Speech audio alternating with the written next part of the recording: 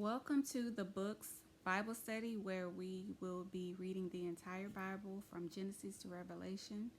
Today's chapter is Genesis chapter 20. Please make sure you have your writing utensils ready wherever you take notes at. We are going to start diving in. We're almost done with Genesis, so if you haven't read 1 through 19, please go back so that you can catch up. Genesis chapter 20, verse 1. And Abraham journeyed from there to the south and dwelt between Kadesh and Shur and stayed in Gerar. Verse 2.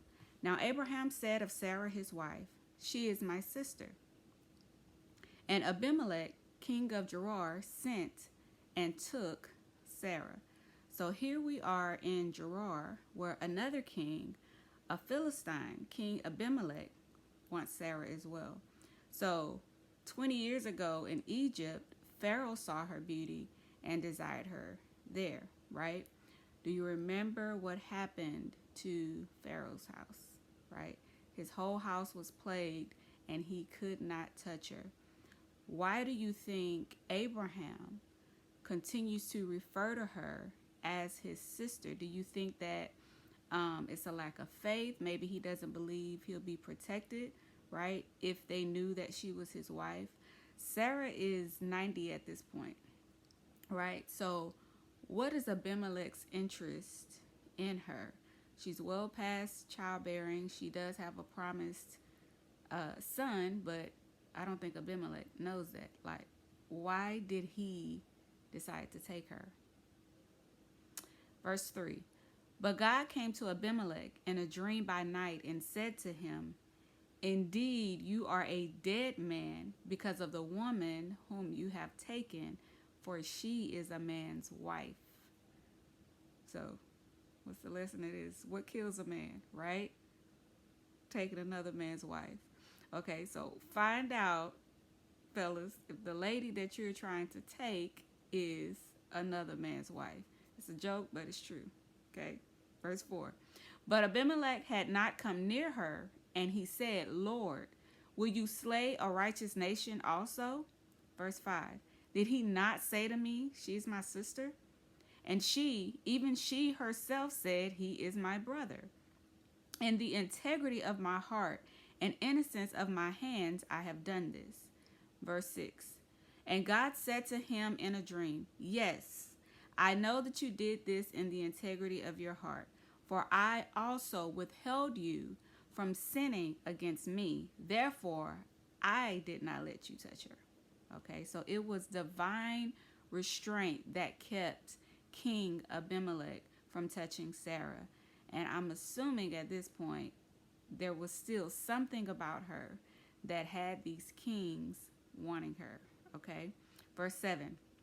Now therefore, this is God speaking to King Abimelech. Now therefore, restore the man's wife, for he is a prophet, and he will pray for you, and you shall live.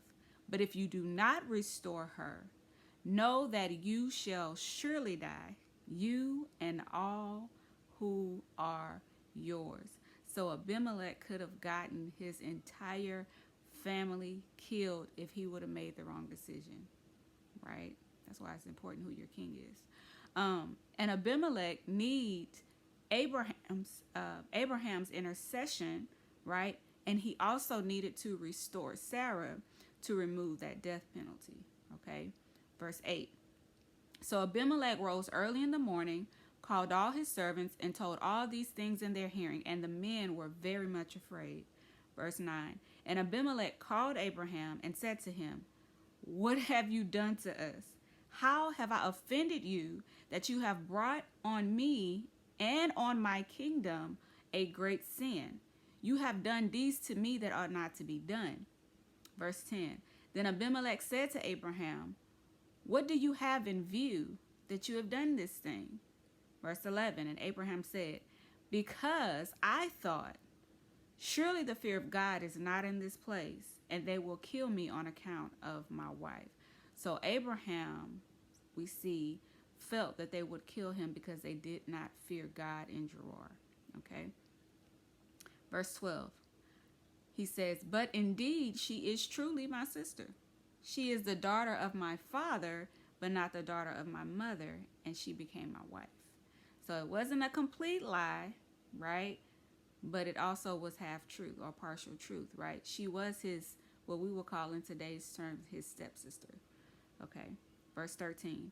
And it came to pass when God caused me to wander from my father's house that I said to her, this is your kindness that you should do for me. In every place, wherever we go, say of me, he is my brother. Okay, verse 14. Then Abimelech took sheep, oxen, and male and female servants and gave them to Abraham, and he restored Sarah, his wife, to him. Okay.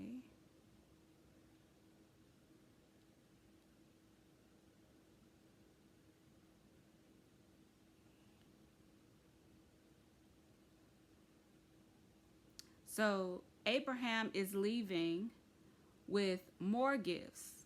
Okay, so I do think it's true that a wife does bring favor from the Lord and from kings, because this is the second time a king has uh, made him skedaddle, but also sent a bunch of stuff with him, right?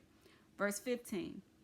And Abimelech said, see, my land is before you. Dwell where it pleases you. So he now lets them also live wherever they want to live in his kingdom. Verse 16. Then to Sarah he said, behold, I have given your brother 1,000 pieces of silver. Indeed, this vindicates you before all who are with you and before everybody. Thus she was rebuked. Okay, so rebuke doesn't just mean being corrected by exposing what is wrong, right? The other part of rebuke is also establishing what is right. So in this sense, he is establishing what is right due to the dishonor, even though it was unknowing to him, right? Verse 17. So Abraham prayed to God, and God healed Abimelech, his wife, and his female servants. Then they bore children. For the Lord had closed up all the wombs of the house of Abimelech because of Sarah, Abraham's wife. Okay, so I see a solution here. So when I read the Bible, I'm looking for answers to problems that we have now, right? So I see a solution here. A barren or an afflicted house can be restored, right? And like I said, the Bible will teach you how to pray. Can you see in this aspect why forgiveness is important? You may need that person to pray for you, to intercede for you, to pray you out of the situation that is due to you because of the dishonor that they have received, right? God did not allow him to touch Sarah. I also think this has to do with the promised seed, right? There could not be another male to impregnate her. So we see that God restrained them from touching her. And then also, Abraham had to pray for Abimelech's house to be restored. So we see the prayer of faith with Abraham also working in the Old Testament. So Abraham's weakness or lack of belief that he could be protected caused him to hide the fact that Sarah was really his wife, right? But his weakness did not nullify God's faithfulness, right?